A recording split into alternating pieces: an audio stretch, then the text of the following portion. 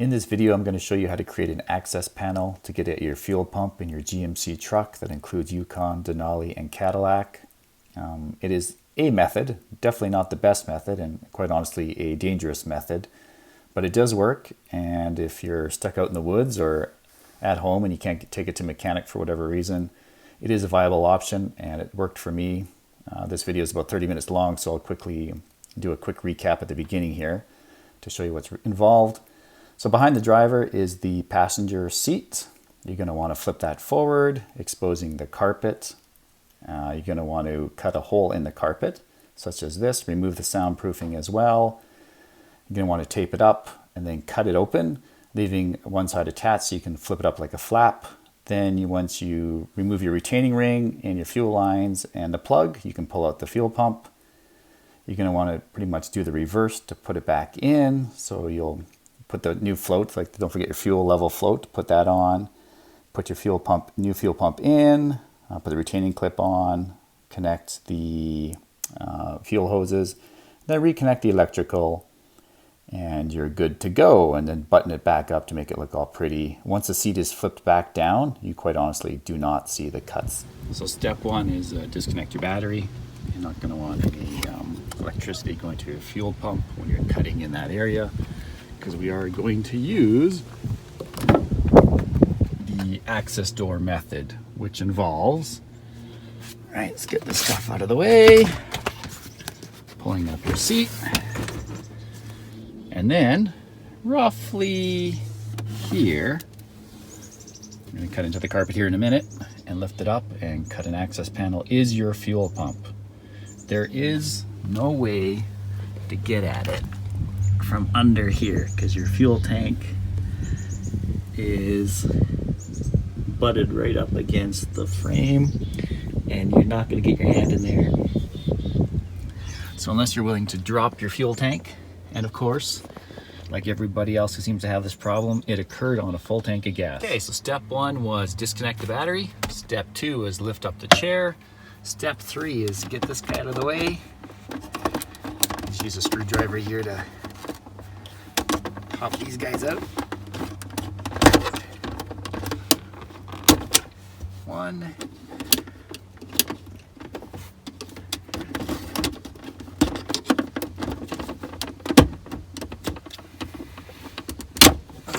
Two. Okay. Got this little clip. Two plugs. Now, slide this out. It is connected on a wire harness, so I'm going to leave it connected. Let's stay like that. Let's move it off to the side. All right, now we're going to cut a hole in our carpet. And don't go too far because you kind of want to hide your cut underneath when you fold your chair back so you won't see a big ugly cut in your carpet.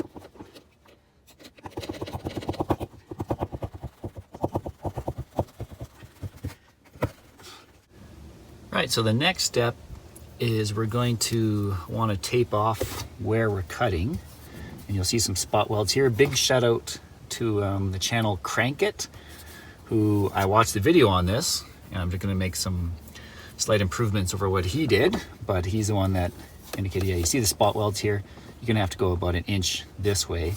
because that's actually welded to the frame at this point, so you can't really cut through that.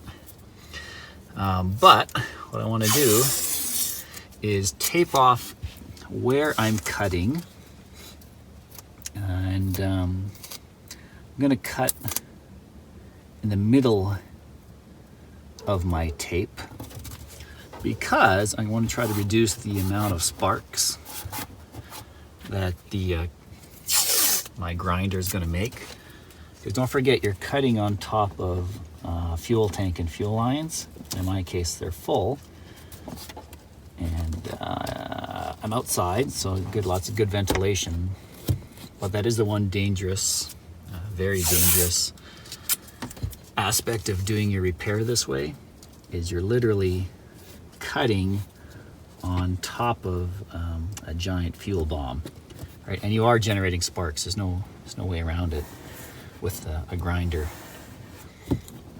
So make sure you're well ventilated, outside, away from anything that may cause a problem. Not a bad idea to get a fire extinguisher. Maybe I'll go get one now.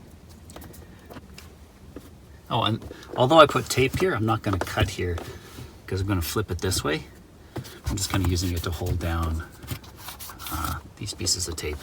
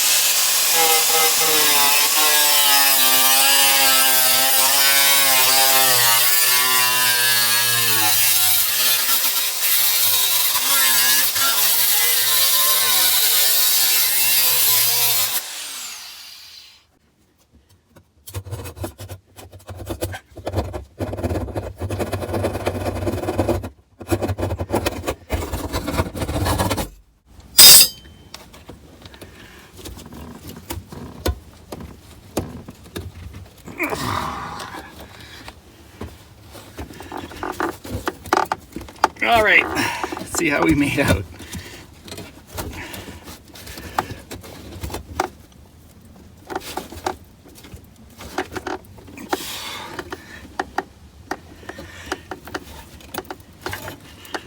Well, there's good news and better news. The good news is I did not blow up cutting this. You saw all those sparks? Kind of nerve-wracking, right? You're cutting through metal, making a ton of sparks right on top of a giant fuel tank full to the brim of fuel. So do not do this job if you have any fuel leaks. Better news is, take this, right? That is the right spot to make your cuts. And it is a bit deeper. You do have a bit more room. I guess you have a lot more room. So I was maybe a little conservative on how deep I went. I was afraid I would nick these. But again, this is why we folded it this way. You still don't want to be cutting across these lines.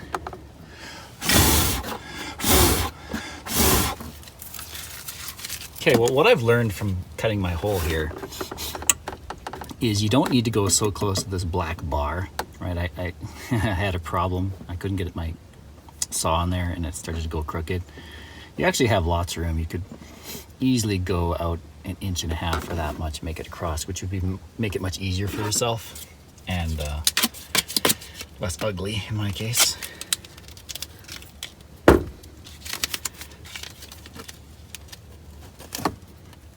But we're going to put duct tape on for 2 reasons. 1, I don't have to look at it. 2, going to save my fingers from getting cut on this razor sharp edge.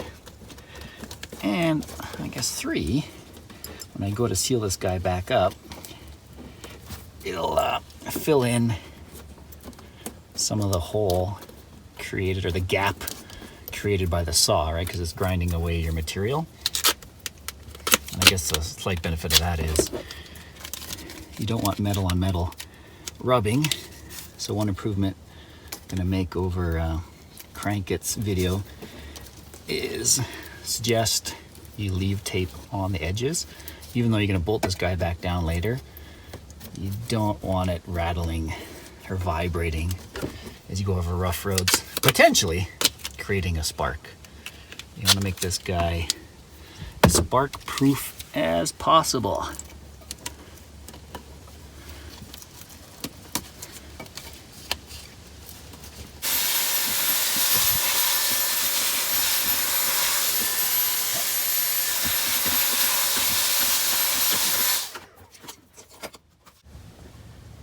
So I did want to point something out now that I've gotten this apart and understand you have, a good couple inches between the top of this and anything underneath, is you can definitely get away with a hacksaw like this.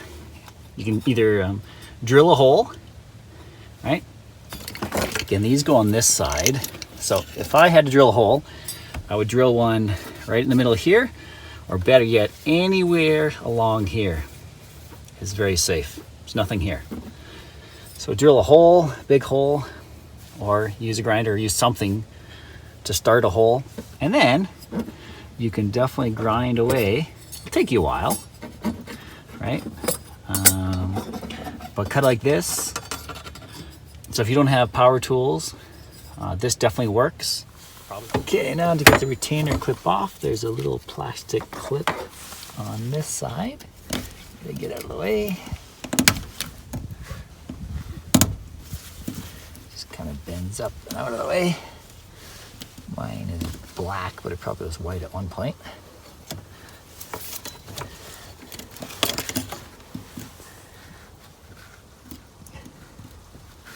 And I'm using plastic tools here instead of a screwdriver, because I want to avoid creating sparks if I can. I might have to resort to a screwdriver because this might just do nothing. I gotta rotate this counterclockwise because there's a gap here and the pins are this way. So we'll see if this budges at all. Yeah.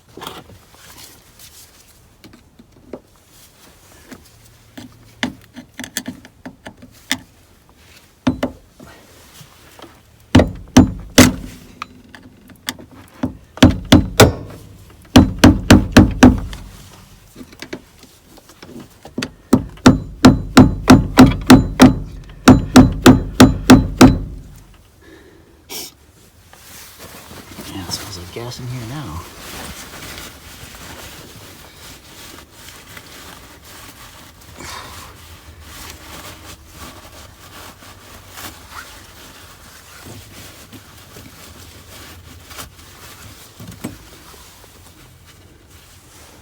Okay. On the fuel lines is a little plastic clips you can pinch with your fingers. And should be able to pinch and pull it off. If not, you can get your fuel line remover tool. No, that one's coming.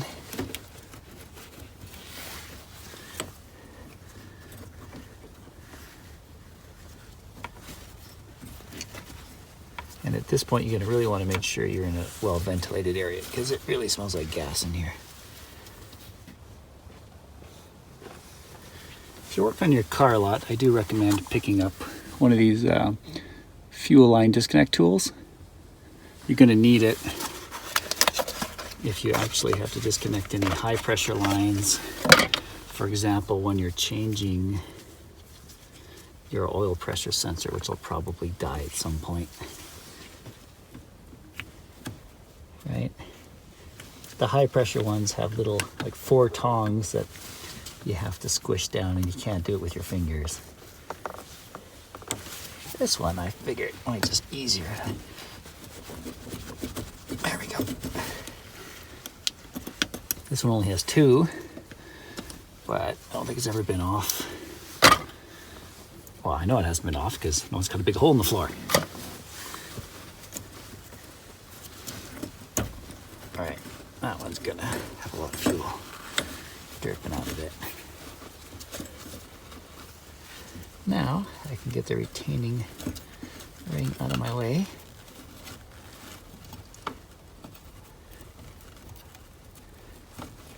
Be careful getting it out so not to drop any rust or anything you have into the, I don't know where to put this box here for now. And there's a float on this guy, which is going to be tricky to disconnect.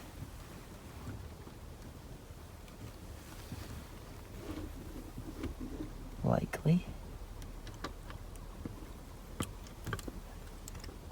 See how we do.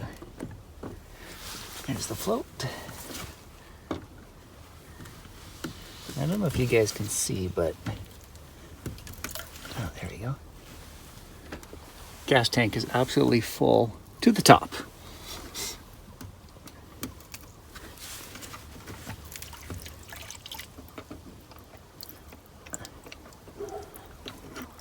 All right, so this is draining a lot.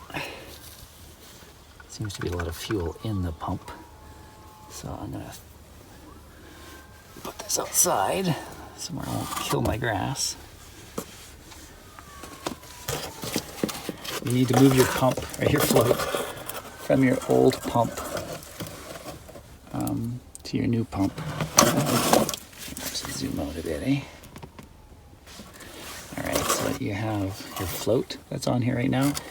You need to remove this and put it onto your new pump because likely it's not going to come with it.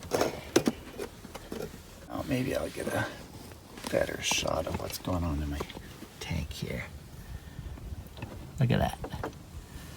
Couldn't be any more full. On installing the new pump, which is this guy here, I ordered, it doesn't have little plastic clips. So be careful when you take your old pump away. You may need to borrow parts from it. Depending on the pump you get, you may not have a pressure sensor. I've seen other YouTubers have to transfer this guy, which is this black one. In my case, I'm gonna have to transfer these plastic clips. Otherwise, there's really nothing holding the fuel lines on. Okay, to remove these clips, you'll see that there's a little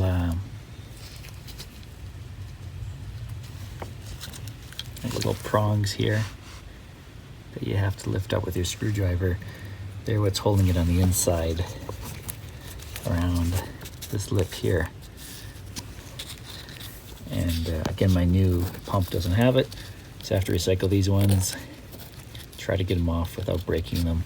Luckily these ones are not too brittle, but I can imagine you may want to order, if I'd known this before I started, I would have ordered new plastic little clip thing retainers here as well.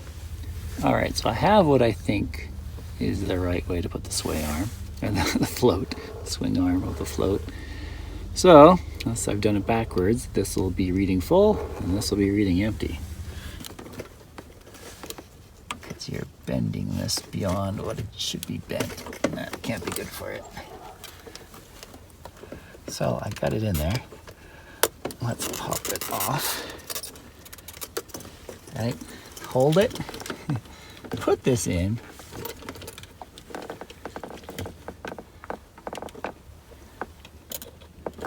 put this back on,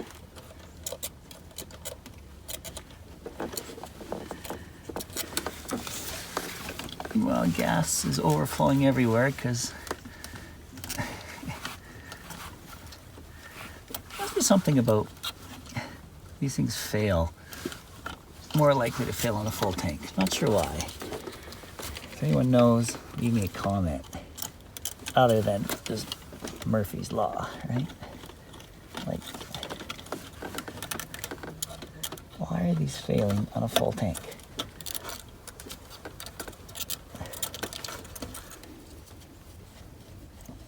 Like right now, it's sticking about an inch up out of the gas tank. So it looks like the whole mechanism compresses like an accordion or a slinky. So I'm guessing that retainer clip also it is pushing it down and locking it into place. Okay, so I got my retainer, metal retainer ring back on. Took me a good hour, if not more, by myself to try to push it down and get it started enough where I could use tools on it, screwdrivers, crowbars, plastic things. Again, quite dangerous, given the fact I'm over a big fuel tank and I can still smell fuel. But what are you gonna do? Now the clips, don't forget these guys. I had to take this off my old fuel pump, and I'm gonna install these right now onto the new fuel pump, and they just clip on there. That's what's gonna hold on your fuel lines, so don't forget to do that. Okay, with my fuel lines reconnected, I'm at just kind of the point of connecting the plugs